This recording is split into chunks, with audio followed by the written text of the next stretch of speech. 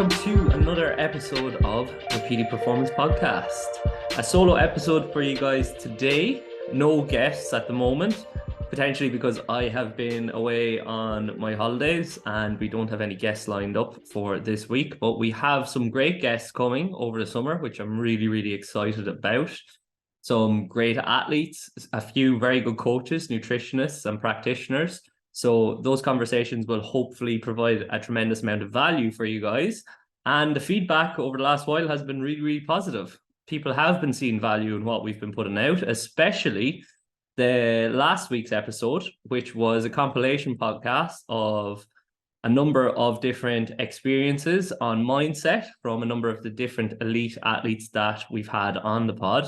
And that might be something that we will do in the future, that we will continue to put out, because it obviously streamlines the information for you guys, and it will be very useful for both athletes and coaches to know a little bit or understand a little bit more about what it takes to get to that elite level.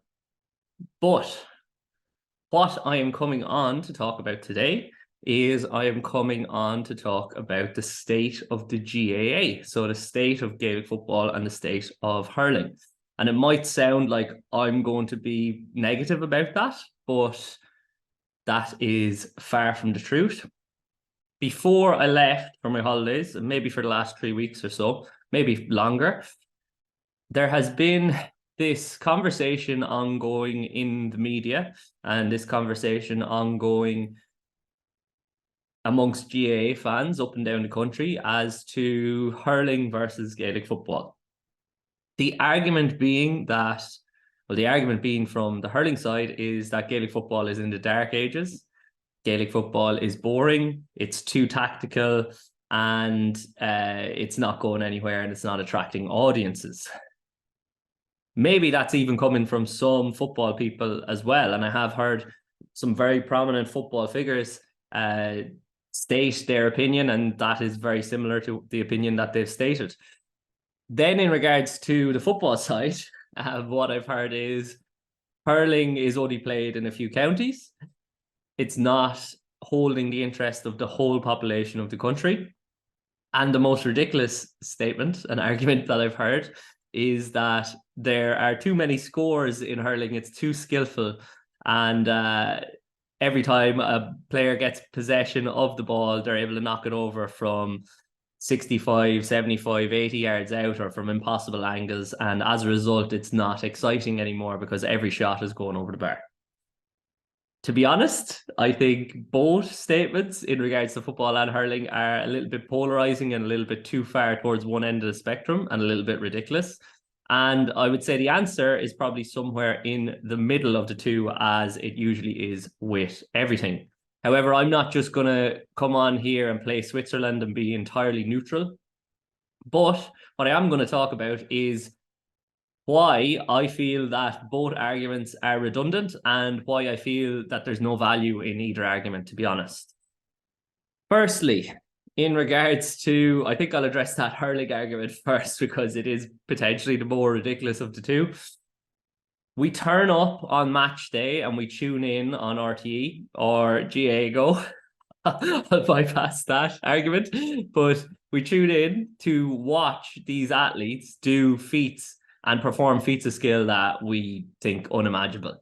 So to say that there's too many scores and the scores from impossible angles are not entertaining, and as a result of there being too many scores, the sport is no longer entertaining, is just completely false. Because generally when people watch sport and generally when we tune in to watch phenomenal athletes, we want to see them do something that we probably couldn't do ourselves. We want to see them do something absolutely incredible, absolutely amazing. We want to see those impossible feats. We want to witness like brilliance. And we're in a phase at the moment where there are so many brilliant hurlers and so many brilliant athletes in hurling that the skill level is just absolutely immense. But as well as that, due to the nature of the improvement in terms of the physical nature of the sport and the improvement in the athleticism of the athletes. So they're now faster, they're better able to change direction, they're better able to create space, And then as well as that, with the skill level going up as well, it's led to a much faster game, which obviously is incredibly enjoyable to watch, regardless of whether there's scores going over left, right, and centre. I'll always throw it back to that All-Ireland final between Kilkenny and Tip when Bubbles missed the free at the end. Okay, we'll side past that. But the free, or it was given as wide, basically. As a Tip man, I don't know. It's impossible to say now. He reckons it went over. But I'll go back to that game, because in the second half of that game, if I'm not mistaken, that was the first wide in about 30 minutes. There were no wides at all in the 35 potentially, or in 30 minutes at least. And that was probably the best half of hurling that I've ever watched anyway, to be honest. But with the games that have been played lately, every game you watch, like the Munster final and the Leinster final at the weekend, like every game you watch, you're questioning yourself as to, wow, is that the best match I've seen since then? And then after the Munster final was finished, we're straight into the Leinster final, and again, an absolute nail biter, a fantastic game that went literally down to the wire, and then Kilkenny come away with it. I don't see how you can argue that seeing the players exhibit that level of technical ability and score those scores and just display that immense skill is no longer entertaining. And I disagree with the argument that they want to weight the slitter a little bit more, make it a little bit bigger, make it a little bit heavier so that they're not knocking the ball over from as far out as they are, because we're trying to go back to what the game was back years ago. If you watch the game intently now, like, it's all about transition, it's all about finding space. And as a result, we're seeing this shorter passing game come to the fore at the moment. And this is something that I'm going to talk about and touch on in the football scenario as well. Games always go in cycles. So the way that the game is being played now is not the way that the game will be being played in 5 years. It's never stagnant. It's always going in a cycle. It's always dynamic, and it's always moving, because someone will figure out how to stop this short passing game. And in a way, Clare put it up to Limerick with that short passing game at the weekend, in the way that they pressed them so aggressively in the first half. The only issue was when you press that intently, and you see it in soccer as well with Liverpool and the other teams that press high, if they get through your line, if they get through that press, then it opens up immensely. And we saw Gillan have bags of space inside. We saw Hegarty have loads of space. We had all the Limerick forwards and even the Limerick half back line, if they breached that line, were met with oceans of space. And they're so good and they're such sharp shooters that they were able to take those scores and stay in the game in the first half, and then eventually get the win. So maybe that is going to be the foil to the short passing game.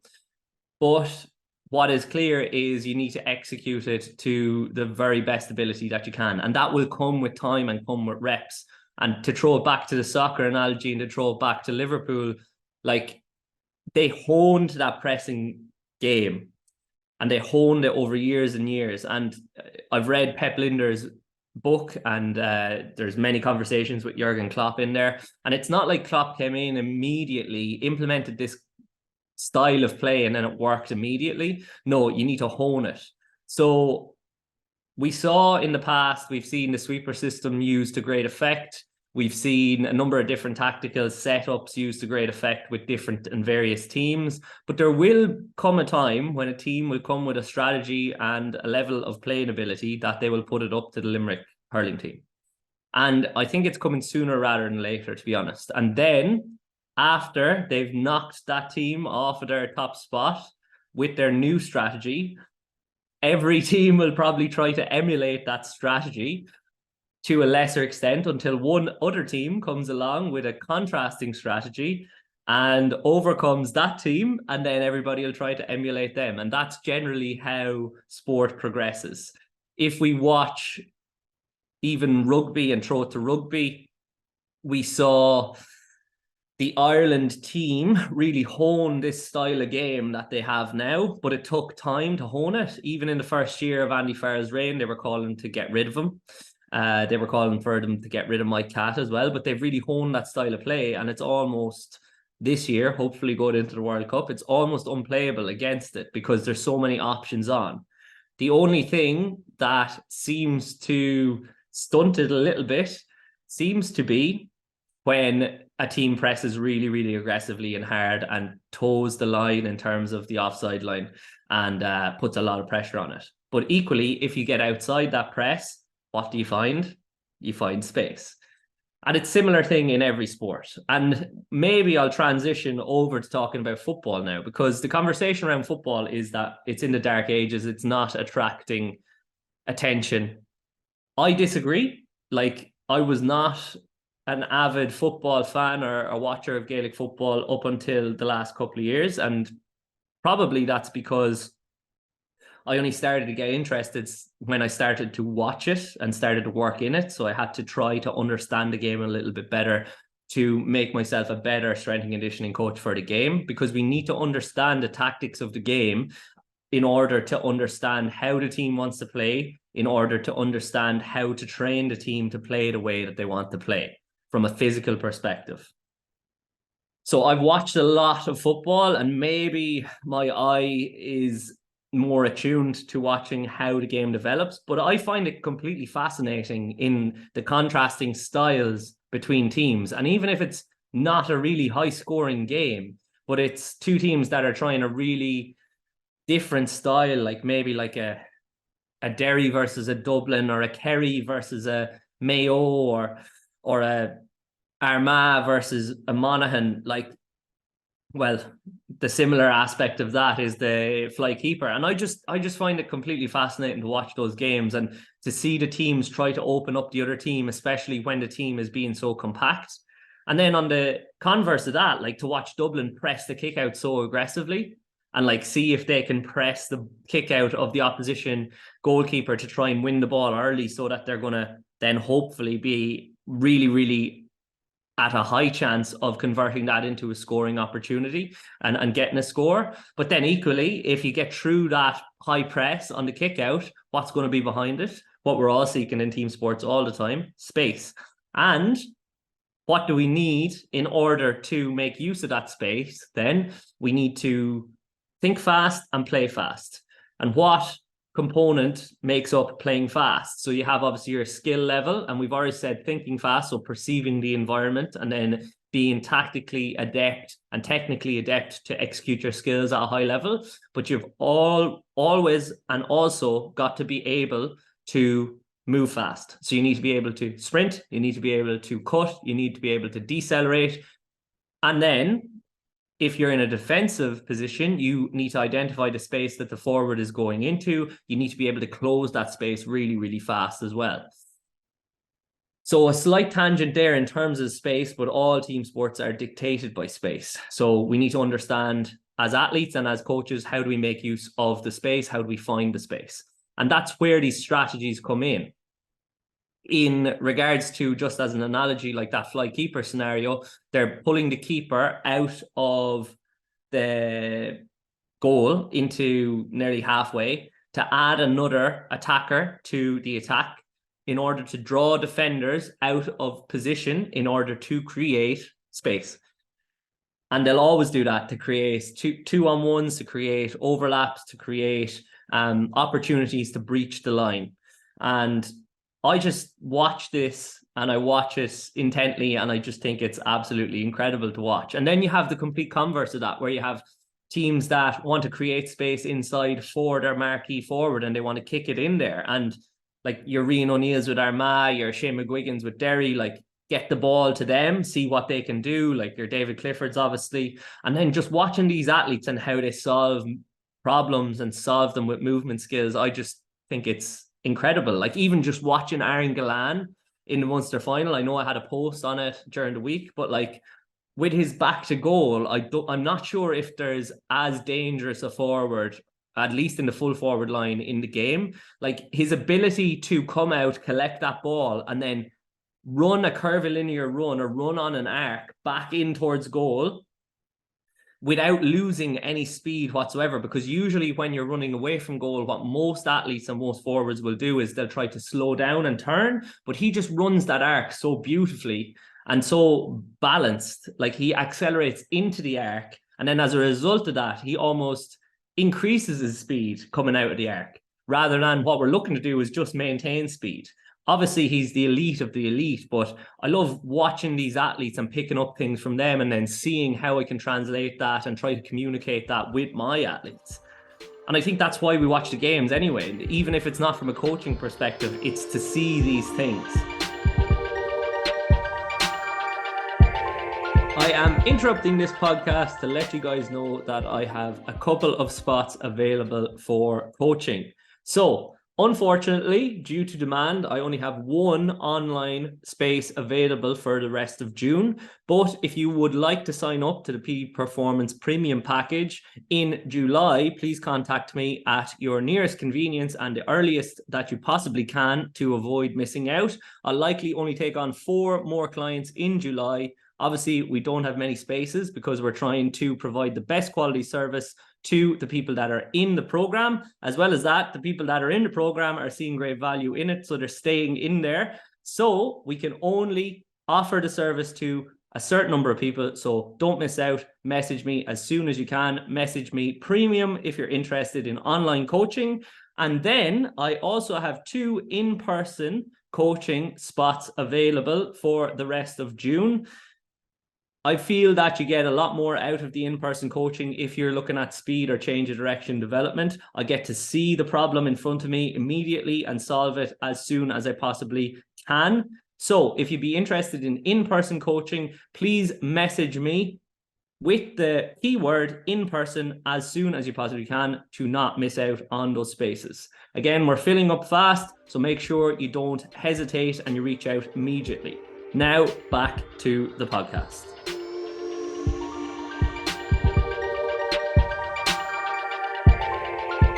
And that's why I don't think we can argue that the games are in the dark ages and they're in a bad place, because we have all these amazing athletes playing both football and playing hurling. Sure, the style of play is developing, and I actually think football is going through a little bit of a transition renaissance period, and we're only like maybe a season away from seeing some fantastic football, really fast flowing transition, heavy transition focused football. But equally, if Kildare get the ball and they want to keep the ball away from Dublin for minutes on end, there's a skill level in that, and there's a tactical astuteness and efficiency that must be appreciated. Like, when Barcelona got the ball back in the day in the early 2010s and throughout that period that they had Messi and they had Piqué and Puyol and all these players and Xavi and Iniesta, when they got the ball, it wasn't boring to watch them tiki-taka, even though loads of pundits would have said that it was boring. And in hindsight now, looking back, pundits will not say that it was boring. They'll look at the past through rose-tinted glasses and they'll say, wow, that was a great team. Look how amazing they were at keeping the ball. Why can't we appreciate the same thing with our athletes and our sports in Gaelic games?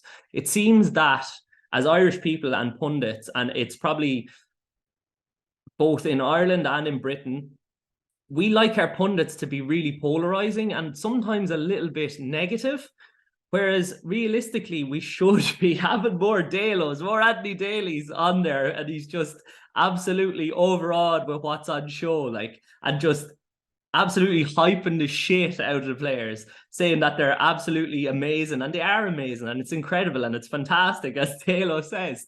And I think we need more of those pundits. We don't need more of these arguments about, oh, that's not good enough and this isn't good enough, and pointing out flaws. We should be picking out the best parts of the games and analysing them and showing the audiences at home how it was achieved, but also why it was so amazing that it was achieved, or the athlete was able to figure out a solution and knock that ball over the bar, put it into the goal, and how difficult a skill it is to execute.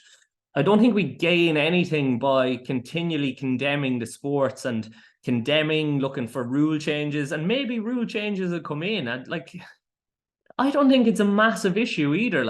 You try something, it doesn't work, throw it out.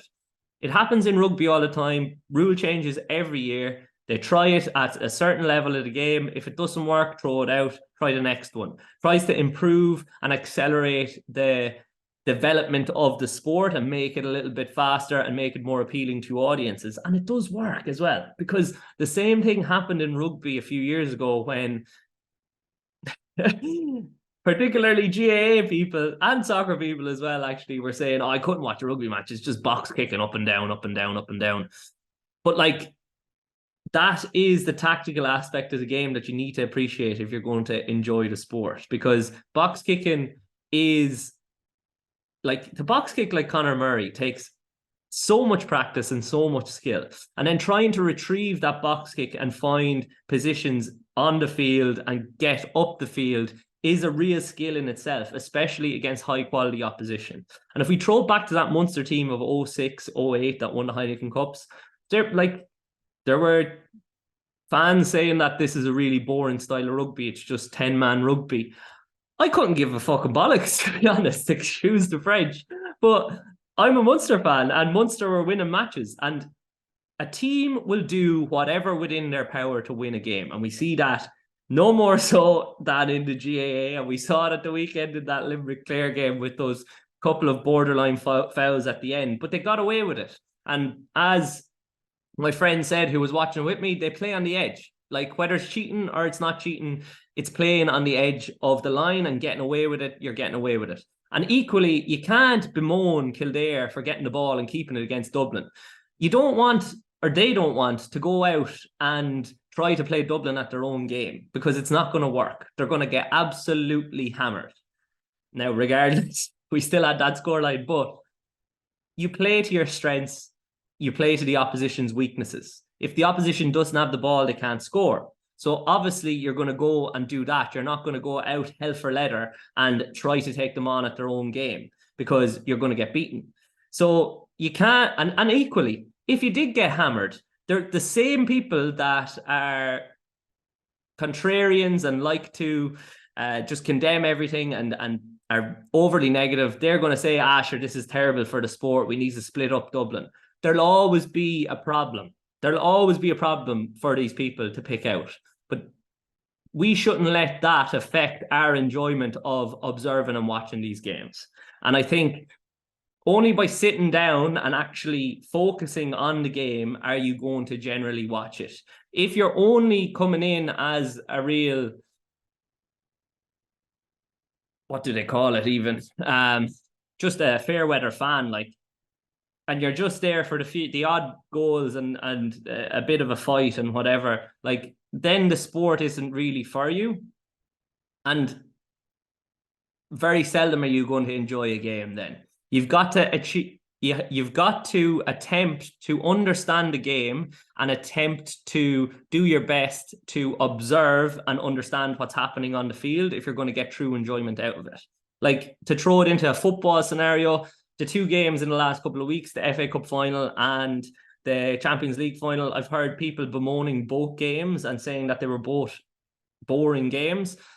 Again, I disagree. I thought that the United and City game was really, really interesting in the way that United tried to beat them and tried to take them on, and the way that City kind of actually sat back towards the end, like they were a little bit rattled. But as well as that, watching that goal that from at the start, Gundogan's goal, like, and it's clearly a set piece off the kickoff where there's three players running to one side and one of them's Haaland, and they just launch it up and Haaland heads it down and then Gundogan lets fly out and it goes in. I said that in the pub when it happened. I was in an Irish bar in Rome, of course. And there was an English fella there who was a City fan, and he said, "Do you reckon that was pre-planned?"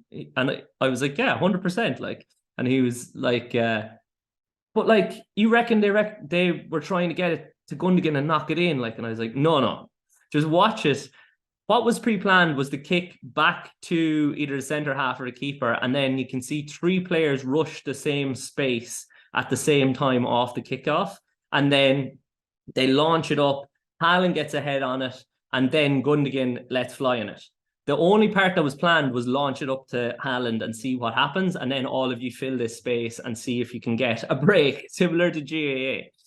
At least from my perspective, I don't know that, but I watched it. And then what was funny was United tried to do the exact same thing in the second half, and it didn't work, obviously.